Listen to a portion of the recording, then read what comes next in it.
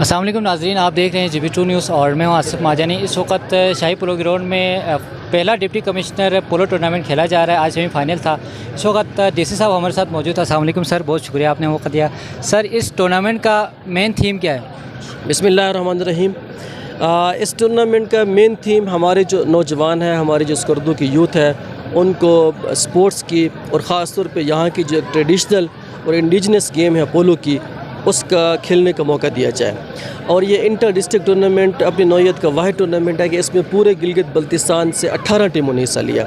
इसमें गिलगित से 2 टीमें आई, दनियोर से भी आई, हुंजा से भी आई, नगर से भी आई, बल्तिस्तान से भी टीमें हैं। और आज इसके दोनों सेमीफाइनल्स हुए और हमारे दरमियान यहाँ मौजूद थे टोटल पार्कों के CEO, इसके अलावा बहुत सारे फ़ॉरेन टूरिस्ट, डोमेस्टिक टूरिस्ट मौजूद थे।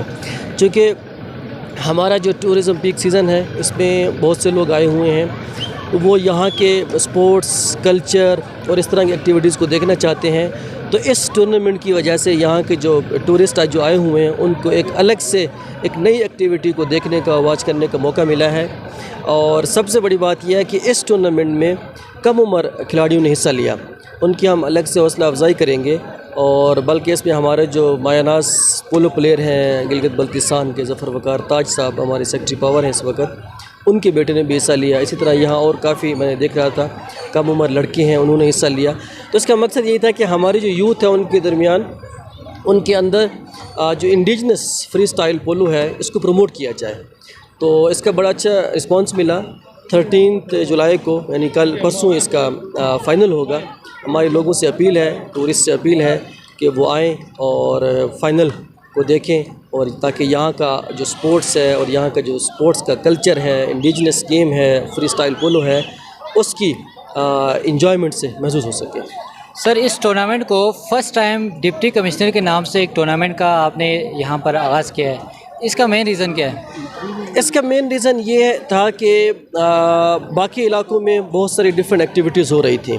तो यहाँ की जो पोलो एसोसिएशन है, उन्होंने कहा कि हम एक टूर्नामेंट करना चाहते हैं, और वो इस तरह का एक्टिविटी या इस तरह का इवेंट हो जो कि हर साल होना चाहिए।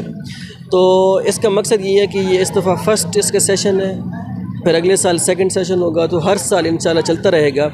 चूँकि जो ग्राउंड है, इसकी मेंटेनेंस में, इसकी आप कह लें तैयारी में बड़े सारे हम इनको रिसोर्सेज की ज़रूरत होती है।